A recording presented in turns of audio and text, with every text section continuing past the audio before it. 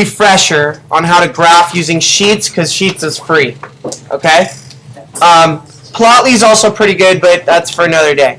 Alright? And in this lab, you were graphing weight.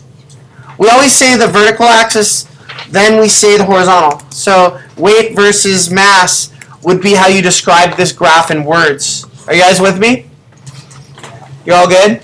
Alright, shortly I'm gonna ask you for the masses in kilograms, and this is how I label it with the parentheses notation. Please give me the masses, all of them. I'll type them in.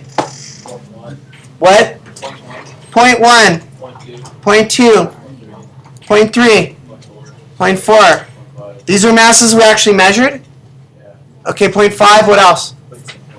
0.6, any more? 0.7, 0.8, 0.9, this is fun. 1, are there any others? Y'all good? Yeah. Alright, and then this is just me because I'm super like OCD. Alright, I will click on this corner. I just clicked on it and it didn't work. Try it again. Oh, now it froze. That's nice. Oh no, because I'm using the wrong mouse. I click on this corner here to highlight everything, and then I go over here and I center everything. So it looks cute. I at least think it looks cute. And then I'm going to label the other column weight, and weight's measured in newtons. Alright? Would you mind giving me the weights? One person. 1 through 10. Okay, 1, 2, 3, 4, 5. These weren't your data points, though. These are look like fake numbers. Give me a real data if you could. Oh. Can you guys do that? Yeah. So I'm going to delete all these because I don't believe that your numbers came out like that. Wait, 2. Okay, so give me a pair, mass, and then a weight, please. 0.2. 0.2 and 2. 2. Give me another one. 1. 1 and 10. Give me another one. 0.5. 0.5 And 5. and 5. You can see how this works well when you have a homie reading you numbers. Thank you, homie. Keep going. 0.21. 0.21 2. and 2. 0.4. 0.4 4. and 4. 0.1. 0.1, 1. 1, 0.7. 0.7. 7. Any others? 0.6. 6. Okay. So that was exciting. That's pretty much done. Like now I highlight this, and then I have a few tricks to show you here that will make it look pretty. So I go insert chart. I can click on this button to do it, or I can go over here and go insert chart. Okay, now I'm going to go to chart types, and I'm going to scroll down where it says scatter. And I'll visually look over here and make sure it looks like it makes sense. Then for customization, I'm going to change the name. I prefer if it said weight versus mass.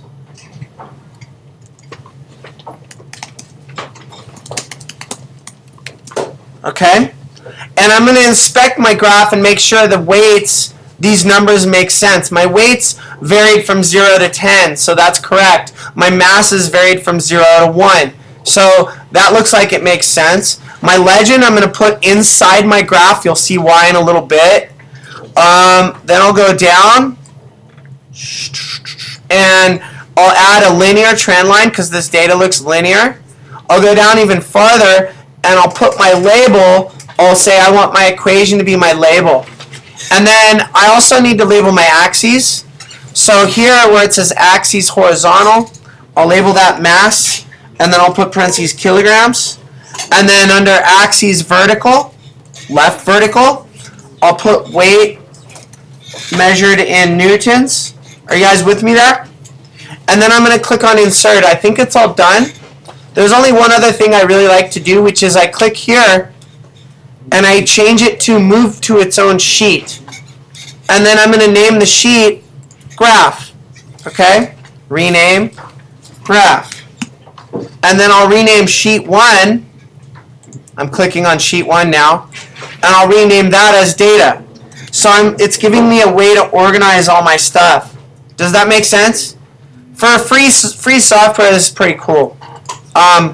So it looks like now I have what I need to make my whiteboard.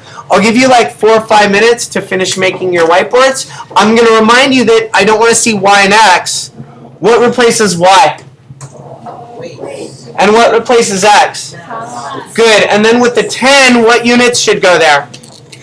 With the 10. Not just kilograms, that's slope. 10 what? The slope units are newtons over. For weights. So newtons over newtons per. Kilograms? So I would write that as 10 newtons divided by 1 kilogram in my equation. And then this 0.03, what is that?